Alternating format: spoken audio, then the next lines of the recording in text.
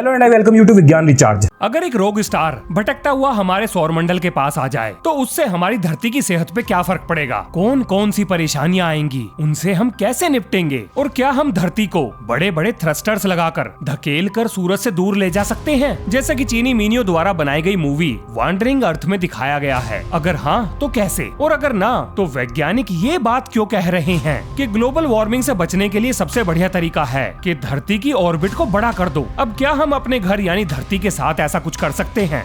आइए शुरू करते हैं। तो पहला सवाल ये कि एक रोग स्टार क्या होता है। तो एक रोग स्टार है आवारा तारा जिसका कोई परिवार नहीं, वो किसी की ग्रेविटी से जुड़ा हुआ भी नहीं। ग्रेविटी से जुड़ना क्या होता है? तो देखो, ग्रेविटी से जुड़ने का वही अर्थ है जैसे हमारी धरती सूरज की ग्रेविटी से जुड़ी हुई है और चांद धरती की ग्रेविटी से जुड़ा हुआ है, लेकिन एक रोग स्टार किसी की भी ग्रेविटी से जुड़ा हुआ नहीं होता। अब सवाल आता है ये कि कोई रोग स्टार हमारे सौरमंडल के नजदीक आ रहा है, ये हम कैसे पहचानेंगे? नहीं पहचान सकते। देखो, वैज्ञानिकों के हिसाब से हमारे सूरज के बराबर का एक रोग स्टार 40-50 बिलियन किलोमीटर की दूरी से यानी लगभग 4-5 हजार करोड़ किलोमीटर की दूरी से हमारे सौरमंडल के अस्ते बस्ते पैक कर देगा। लेकिन सवाल तो अभी भी वहीं का वहीं है, आखिर हम इस तारे को देख क्यों नहीं सकते? तो देखो, इसका एक बहुत बढ़िया जवाब एक शानदार फिजिसिस्ट नील डिग्रास टाइसन ने दिया है। जरा इसे सुनिए। You can have rogue stars cast asunder after a galactic collision, and we have galactic collisions all the time. And so there's no reason why you couldn't. Yes. And these are stars that are basically homeless. It would be very hard to see them because stars are too dim to give us enough light across intergalactic space. When you look out of our galaxy, right, you need awesome telescopes to see only the brightest stars in other galaxies. Otherwise, it's the merged puddle of light from the 100 billion stars themselves. You're not picking them out one at a time. अब जरा सोचिए, इतनी दूरी से आने वाली रोशनी एक खिचड़ी की तरह दिखाई देगी। अब इस खिचड़ी रोशनी में हम उस तारे की रोशनी को कैसे पहचानेंगे? नहीं पहचान सकते। मतलब हमें कभी भी पता नहीं लगेगा कि कोई रोग स्टार हमारे सौरमंडल की तरफ आ रहा है। लेकिन कमाल की बात यह है कि इतनी दूरी से वो रोग स्टार धरती की बर्बादी का फीता काट देगा, जिसके पीछे का कारण है ग्रेविटेशनल वेव। अब देखो, ग्रेविटेशनल वेव का मतलब आप ऐसे समझो जैसे कि स्पेस फैब्रिक पर जब कोई मास रखा होता है तो उसकी मूवमेंट की वजह से जो हलचल पैदा होती है उसको ग्रेविटेशनल वेव कहते हैं। आप इसे ऐसे भी समझ सकते हो कि एक शांत पानी में जब आप एक पत्थर फेंकते हो तो वेव उठती है। ठीक इसी तरीके से जब एक मास स्पेस कर्व पर चलता है तो वहां ग्रेविटेशनल वेव पैदा होती है, और ये ग्रेविटेशनल वेव किसी भी सोलर सिस्टम के प्लैनेट्स को डी ऑर्बिट कर सकती है। अब अगर ये दिखाई नहीं देगा तो हमें पता कैसे चलेगा कि रजिया गुंडों के पीछे फंस गई? और रजिया से मेरा मतलब है धरती मुसीबत में आ गई। ये बहुत आसान है। धरती सूरज का चक्कर लगाती है और इसी कारण की वजह से हमें तारों की पोजीशन रोज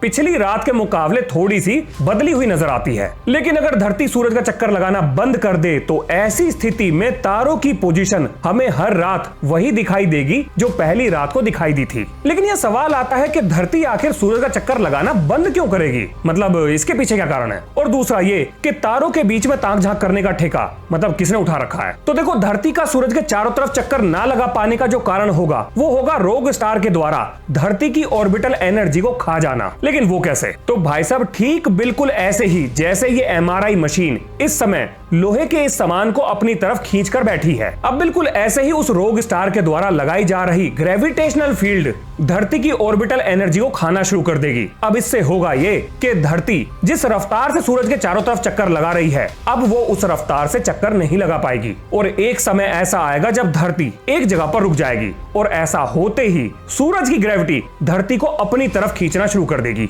अब ये मत मान लेना कि ऐसा होगा कैसे, मतलब इतनी दूर से कैसे हो सकता है? बिल्कुल हो सकता है भाई साहब। इसके ऊपर अगस्त 2020 में मिनीसोटा यूनिवर्सिटी में पूरी कैलकुलेशन करके एक रिसर्च पेपर छापा गया है। अब देखो, अगर आपको उस मैथ्स पर यकीन है जिस मैथ्स का इस्तेमाल करके हम स्पेस में घूम घाम कर वापस आए हैं, तो ये बात भी वही मैथ्स हमें बता रहा है कि एक रोग स्टार 50 बिलियन किलोमीटर की दूरी से धरती की ऑर्बिटल एनर्जी को खा जाएगा। और अब बात करते हैं कि ये ताक झांक का ठेका किसके पास है? तो देखो, दुनिया की जितनी भी स्पेस एजेंसीज हैं या प्राइवेट एस्ट्रोनॉमर्स तारों की इस ताक झांक का लेखा जोखा अपने पास रखते हैं और ये काम डेली होता है, डेली बेसिस पर, ताकि हमें ये पता रहे कि 8 ग्रहों के इस परिवार में सब कुछ ठीक ठाक चल रहा है या नहीं। अब अगर सब कुछ ठीक निकला तो अगले दिन का इंतजार करो, और अगर ठीक नहीं निकला तो अकेले काहे डरे, इसका आनंद पूरी दुनिया को दें। अरे मजाक कर रहा हूं, ऐसा नहीं होता। चलो अब जरा ये देख लेते हैं कि अगर धरती सूरज का चक्कर लगाना बंद कर देती है तो इसका क्या नतीजा निकलेगा, मतलब हमारी सेहत पे कौन सा फर्क पड़ेगा।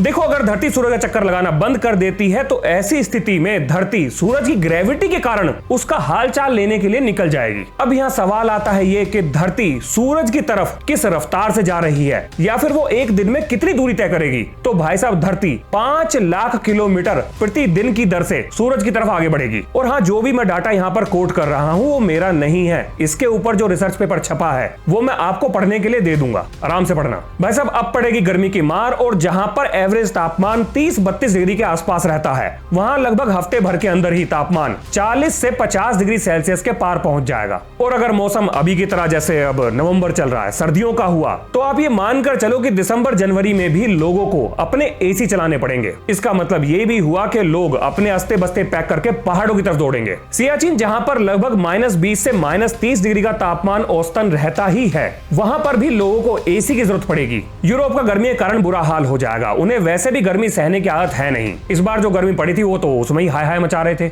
और जो भी देश या राज्य समुद्र के किनारे पर हैं वो लगभग पानी में पूरी तरह से डूब जाएंगे। अब देखो इतनी भीषण गर्मी के कारण धरती का जो एटमॉस्फेयर है वो गर्म होगा तो एक्सपेंड होगा। और जब एटमॉस्फेयर एक्सपेंड होता है तो ये धरती के चारों तरफ घूम रही सैटेलाइट्स को ड्रैग महसूस कराएगा, घर्षण महसूस कराएगा। और इस ड्रैग की वजह से जो सैटेलाइट की ऑर्बिटल एनर्जी है वो घटेगी। और जब सैटेलाइट की धरती के चारों तरफ घूमने की रफ्तार धीमी होगी तो धरती की ग्रेविटी सैटेलाइट को नीचे खींच लेगी। इसका मतलब स्पेस में जितने भी सैटेलाइट होंगे वो एक एक करके धरती पर आ गिरेंगे। इसका मतलब ये भी हुआ कि धरती के बाहर जो भी हमने कूड़ा करकट फैलाया है वो सारा वापस धरती पर आ जाएगा। अब अगर सैटेलाइट गिर गए तो रेडियो, टीवी, इंटरनेट, टेलीफोन सब बंद, सारे कम्युनिकेशन के साधन पूरी तरह से बंद। इसके बाद लगातार बिजली की डिमांड की वजह से पावर ग्रिड फेल होना शुरू कर देंगी और एक महीने के अंदर ही तापमान इतना बढ़ जाएगा कि हमारे द्वारा धरती पर बनाई गई हर चीज पिघल जाएगी। अब इसका मतलब ये भी है कि ऐसा होने से पहले सारे इंसान मारे जाएंगे। अब देखो ये तो तब होगा कि अगर हम बचने का कोई भी प्रयास ना करें, लेकिन मान लेते हैं कि दुनिया के सारे देश इकट्ठा आ जाते हैं और ये सोचकर नहीं कि एक दिन रोग स्टार आएगा तब हम क्या करेंगे,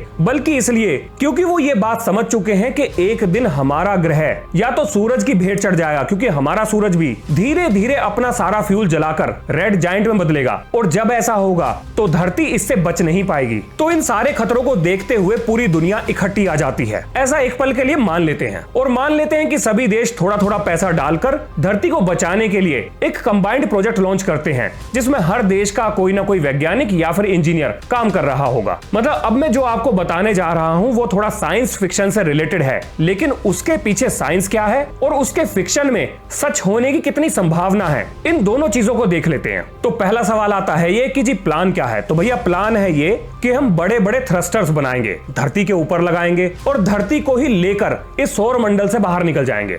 अब क्या हम ऐसा कर सकते हैं? अगर हाँ तो कैसे, और अगर ना तो क्यों? आइए जानते हैं। और आगे बढ़ने से पहले मैं आपको एक मजेदार चीज बताता हूं। अभी हाल फिलहाल में मैं एक रिपोर्ट पढ़ रहा था जिसमें यह बताया गया कि देखो धरती पे ऐसे बहुत सारे निकम्मे देश हैं जो कि पोल्यूशन वगैरह के बारे में नहीं सोचेंगे। इसका मतलब यह भी हुआ कि ग्लोबल वार्मिंग के ऊपर वो सिर्फ ढोल बजाएंगे, करेंगे कुछ नहीं। बाकी मेरा इशारा किस देश की तरफ है ये आप समझ ही गए होंगे, आप हो ही समझदार। अभी हाल फिलहाल में वहां का प्रेसिडेंट भी चेंज हुआ है। तो जी उस आर्टिकल में ये लिखा था कि देखो क्योंकि हम धरती पर पॉल्यूशन करने से बाज तो आएंगे नहीं, तो ग्लोबल वार्मिंग लगातार बढ़ती ही रहेगी। तो क्यों ना कुछ ऐसा करें कि हम धरती का सूरज के चारों तरफ जो ऑर्बिट है उसको थोड़ा सा बड़ा कर दें। मतलब मोटा मोटा मतलब ये निकला कि अगर हम धरती की दूरी सूरज से थोड़ी सी बढ़ा दें तो धरती तक आने वाली सूरज की गर्मी थोड़ी सी कम हो जाएगी। और अगर ऐसा होता है तो ग्लोबल वार्मिंग का असर को निपटाया जा सकता है, जिसका मोटा मोटा मतलब यह निकलता है कि धरती का ऑर्बिट बड़ा करने से धरती का तापमान उसी हिसाब से बैलेंस हो जाएगा और ये पोल्यूशन की फैक्ट्री चलती रहेगी। अपनी सेहत पे कोई फर्क नहीं पड़ेगा, मतलब सेहत पे तो पड़ेगा पर तापमान पे नहीं पड़ेगा। और भाई साहब धरती पर जनसंख्या 8 बिलियन से ऊपर जा चुकी है, तो अगर उसमें से कुछ 1-2 बिलियन निबट भी जाएंगे, मतलब पोल्यूशन की भेंट चढ़ जाएंगे, तो इससे किसी की सेहत पे कोई फर्क ना पड़ता। तो देखो जिस आइडिया के बारे में अभी अभी मैंने आपसे बात करी है, मतलब कि धरती के अंदर बड़े बड़े थ्रस्टर्स लगाने वाला आइडिया, ये मेरा अपना नहीं है, बल्कि एक पिक्चर से उठाया गया है जिसका नाम है वांडरिंग अर्थ। अब उसमें दिखाया गया धरती को बचाने का यह तरीका साइंटिफिकली कितना सही है, कितना फीजेबल है, ये हम पता करने की कोशिश करते हैं। तो अगर उस मूवी की बात करें तो धरती को उसकी ऑर्बिट से धकेलने के लिए लगभग 1000 रॉकेट इंजन लगेंगे, मतलब थ्रस्टर्स कह सकते हो। अब अगर हम आज तक भी मानव इतिहास में बनाए गए सबसे शक्तिशाली रॉकेट इंजन का भी इस्तेमाल करते हैं, यानी कि F1 का भी इस्तेमाल करते हैं, जो कि सैटर्न 5 रॉकेट में इस्तेमाल हुआ था, तो भी 6 × 10 की पावर 24 किलोग्राम की धरती को हिलाने के लिए, मात्र हिलाने के लिए 1000 इंजिन के द्वारा आधा मिलियन पाउंड का थ्रस्ट लगेगा। अब आप सोच रहे हैं भैया इतने बड़े बड़े नंबर्स की बात कर रहे हो, आधा मिलियन पाउंड क्या है, ये तो हो जाएगा। तो भाई साहब ऐसा करना मैथमेटिकली, प्रैक्टिकली इम्पॉसिबल है। इतना पावरफुल थ्रस्टर हम नहीं बना सकते हैं, आज की टेक्नोलॉजी तो बना ही नहीं सकती, और मुझे पूरा शक है कि फ्यूचर में भी ये काम शायद नहीं कर पाएंगे। लेकिन मान लो कि इस तरह का पावरफुल रॉकेट इंजन या थ्रस्टर हमने बनाकर तैयार कर लिया, धरती के अंदर फिट भी कर दिया, तो भी मुसीबत खत्म नहीं होती। सबसे पहले हमें धरती को, जो ये अपनी धुरी पर घूम रही है, इसको रोकना पड़ेगा। अब देखो 1600 किलोमीटर प्रति घंटे की रफ्तार से धरती अपनी धुरी पर घूम रही है। अब अगर हम इसे रोकते हैं या रोकने का प्रयास करते हैं, तो जो चीजें धरती पर एंकर्ड नहीं है, यानी कि धरती से जुड़ी हुई नहीं है, वो नहीं रुकेंगी। इनर्शिया की वजह से वो लगातार घूमती रहेंगी, यानी कि धरती के चारों तरफ घूमने वाली हवा 1600 किलोमीटर प्रति घंटे की रफ्तार पर घूमती रहेगी, जब तक कि वो धीमी ना हो जाए। और मानव इतिहास में आज तक 408 किलोमीटर प्रति घंटे की रफ्तार से तेज हवाएं हमने नहीं देखी हैं। और अगर मैं गलत नहीं हूं तो ये डाटा ऑस्ट्रेलिया में रिकॉर्ड हुआ था, और ये बात है 1996 की। कोई ओलिविया नाम का साइक्लोन शायद आया था, अब काफी टाइम हो गया मैंने जब इसके बारे में पढ़ा था। तो मतलब ये निकलता है कि सिर्फ अंडरग्राउंड चीजों को छोड़कर बाकी सारी चीजें इस रफ्तार में बह जाएंगी। ये सारी बिल्डिंगें तोड़ देगा, जितने भी स्ट्रक्चर हमने बनाए हैं सब खत्म हो जाएंगे। और अगर लग रहा है कि चलो अंडरग्राउंड हम चले जाएंगे, तो नहीं, मुसीबतें तो अभी शुरू हुई हैं। आगे देखिए, अचानक से धरती की इस रोटेशन रुकने के कारण मेगा सुनामीज आएंगी, समुद्र में बहुत जबरदस्त, बहुत बड़ी बड़ी लहरें उठेंगी, जो कि जितने भी स्ट्रक्चर्स जो आपने अंडरग्राउंड बनाए हैं उन सबको पूरी तरह से पानी में डुबा देंगी। पर मान लेते हैं कि आप इन सारी चीजों से भी अगर बच जाते हो, तो भी परेशानियां खत्म नहीं हुई हैं। आगे सुनिए, धरती की मैग्नेटिक फील्ड में उसकी रोटेशन का बहुत बड़ा रोल है। अगर धरती अपनी रोटेशन को बंद करती है, तो धीरे धीरे धरती की मैग्नेटिक फील्ड खत्म हो जाएगी। अब अगर धरती की मैग्नेटिक फील्ड खत्म होती है, तो जो स्पेस से रेडिएशन आ रहा है उसको कोई नहीं रोक पाएगा, और वो रेडिएशन सबसे पहले ओजोन को खत्म करेगा। और जब ये ओजोन खत्म होगी, तो सीधा ये रेडिएशन धरती पर आएगा, हमारे ऊपर आएगा, अगर हम जिंदा बचे हैं तो। जो भी पक्षी धरती की मैग्नेटिक फील्ड का सहारा लेकर एक देश से दूसरे देश में जाते हैं, वो रास्ता भटक जाएंगे। और अगर ऐसे में सोलर स्टॉर्म आ गया, तो वहां से पैदा होने वाला इलेक्ट्रोमैग्नेटिक डिस्टरबेंस धरती पर मौजूद हर एक इलेक्ट्रिकल और इलेक्ट्रॉनिक आइटम को पूरी तरह से फ्राई कर देगा, खत्म कर देगा। पर चलो मान लेते हैं कि हमारी किस्मत बढ़िया है, जिस समय हमने धरती को रोकने की कोशिश करी, उस समय सूरज पर कोई भी सोलर स्टॉर्म नहीं आया, और हमने वही काम कर दिखाया जो मार्वल मूवीज में थैनोस ने किया था, मतलब आधी आबादी को बचाने के लिए आधी आबादी को कुर्बान कर दिया। अब अगर इसके बाद भी आपको ऐसा लगता है कि हम बच जाएंगे, तो नहीं, ऐसा नहीं है। आगे सुनिए, जिस टाइम हम ये सारे काम कर रहे होंगे, उस टाइम चंदा मामा दूर से देखकर ये कहेंगे, why should earth have all the fun? मतलब सारे मजे धरती ही क्यों ले, थोड़े से हमें भी लेने दो। अब इस बात का क्या मतलब हुआ? तो जी इस बात का मतलब है ये कि जब आप धरती पर अपने थ्रस्टर्स को स्टार्ट करोगे और धरती को शिफ्ट करोगे, तो चांद भी अपनी ऑर्बिट को शिफ्ट करेगा, चेंज करेगा, क्योंकि वो धरती की ग्रेविटी से जुड़ा हुआ है। और अगर ऐसा हुआ, तो ये बात आप लिख कर ले लो, जो कि साइंटिस्ट कैलकुलेट कर चुके हैं, कि चांद धरती से दूर जाने के बजाय धरती पर आकर ही टकरा जाएगा। अब कुल जमा बात ये निकली कि आपको अगर धरती को इस सोलर सिस्टम से बाहर लेकर जाना है, तो चांद को ठिकाने लगाना पड़ेगा। अब ये कैसे होगा, ये किसी को भी नहीं पता। पर चलो मान लो कि हम ये काम भी कर लेते हैं, किसी तरीके से चांद को भी ठिकाने लगा देते हैं। मतलब कैसे? मान लेते हैं कि हम चांद पर गए, वहां पर भी ऐसे थ्रस्टर्स लगाए, उन्हें ऑन करा और छोड़ दिया, चांद अपने रास्ते पर निकल लिया, हम वापस धरती पर आ गए, इतना काम हो गया। लेकिन आगे भी मुसीबत है। ये जो बड़े बड़े थ्रस्टर्स, इंजिन्स आपने धरती के चारों तरफ लगाए हैं, इसको धकेलने के लिए लगाए हैं, भैया ये फेंकेंगे क्या? मतलब कौन सा फ्यूल जलाओगे इसमें? अब इस बात का क्या मतलब है? तो देखो, जब तक इंजन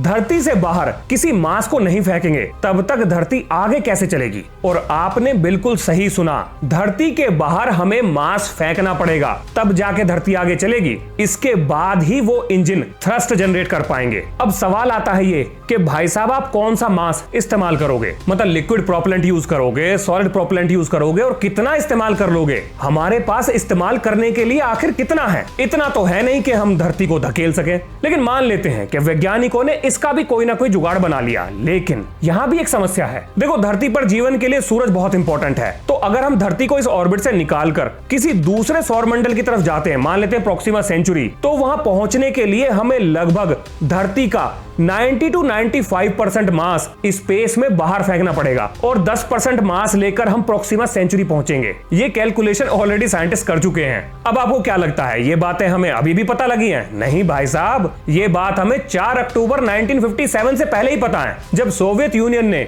अपना पहला सैटेलाइट यानी स्पुतनिक 1 लॉन्च करा था। और क्योंकि हम ये बात जानते हैं, इसीलिए इंसानों को स्पेस में भेजा गया ताकि वो स्पेस को समझें, स्पेस में चीजें कैसे काम करती हैं उसको समझें और भविष्य में मानवता को बचाने के लिए स्पेस मिशन भेजे जा सके। अब यहाँ पर आप ये भी समझ गए होंगे कि एलोन भैया क्यों इतने हाथ पैर पटक रहे हैं कि भैया मंगल का फीता तो मैं ही काटूंगा। क्योंकि देखो, ये बात सब जानते हैं कि धरती को उसकी ऑर्बिट से लेकर जाना ये प्रैक्टिकल चीज नहीं है। तो आज के समय जो हमारा सबसे बढ़िया बैट है यानी कि जुआ है, वो यही है कि किसी तरीके से हम ऐसा कुछ बना लें कि हम इंसानों को ही दूसरी जगह पर शिफ्ट कर पाएं। अब यहाँ एक सवाल मेरे दिमाग में आ रहा है जिसका जवाब मैं आपसे चाहूंगा, वो ये कि हमारे पास मानवता को बचाने का सबसे बढ़िया ऑप्शन क्या है? क्या हम किसी ऐसे स्ट्रक्चर को बना लें स्पेस में जहां पर मानवता को शिफ्ट कर दिया जाए? मतलब कुछ ही लोग जा पाएंगे, सब तो नहीं जा सकते, लेकिन चलो जितने भी जाएं, एक ऐसा स्ट्रक्चर के अंदर हम उन्हें फिट कर दें और उसे लेकर हम स्पेस में भटकते रहें। और दूसरा ये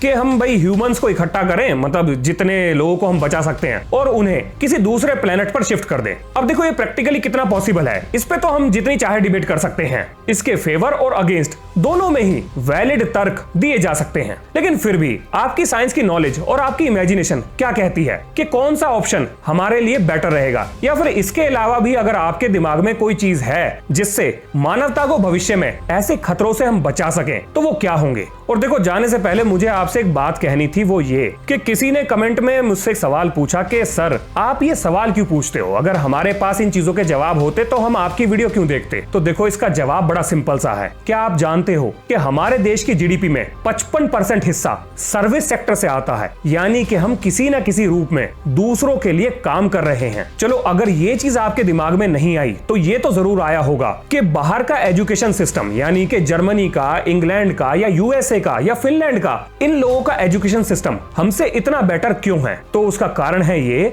कि जब हमारा देश गुलाम था तो अंग्रेजों ने हमारे एजुकेशन सिस्टम को इस तरीके से डिजाइन करा कि हम चीजों को समझने के बजाय फॉलो करना सीखें। यानी कि एक तरीके से हमारी क्रिटिकल थिंकिंग, हमारी सीखने और समझने की काबिलियत को पूरी तरीके से खत्म करने की कोशिश की गई। और ये डिफरेंस आप देख सकते हो, बाहर का एजुकेशन सिस्टम और हमारे देश के एजुकेशन सिस्टम में जमीन आसमान का फर्क है। और आज भी हम अपने स्कूल्स और कॉलेजेस में उसी एजुकेशन सिस्टम को फॉलो कर रहे हैं। जब भी आप कोई सवाल पूछते हो तो आपके टीचर या प्रोफेसर आपको या तो जवाब नहीं देते या फिर किसी और तरीके से आपकी क्यूरियोसिटी को पूरी तरह से निपटाने की कोशिश करते हैं। अब इसके लिए मैं उन टीचर्स को तो दोष नहीं दूंगा, लेकिन हमारे सिस्टम में ही खराबी है। अब जो बच्चा बचपन से इस पैटर्न को फॉलो करता हुआ आ रहा है, उसकी एक आदत बन जाती है कि वो सवाल ना तो पूछेगा और ना सवाल सोचेगा। और इस पैटर्न को तोड़ने का सबसे बढ़िया तरीका है सवाल करो। कोई फर्क नहीं पड़ता कि सवाल गलत है, सही है या बेतुका है, उससे कोई दिक्कत नहीं, बस सवाल करो, अपने आप से करो, जिससे कर सकते हो उससे करो। और जितने ज्यादा आप सवाल करोगे उतना ही दिमाग उन सवालों के जवाब को ढूंढने की कोशिश करेगा, इमेजिन करेगा,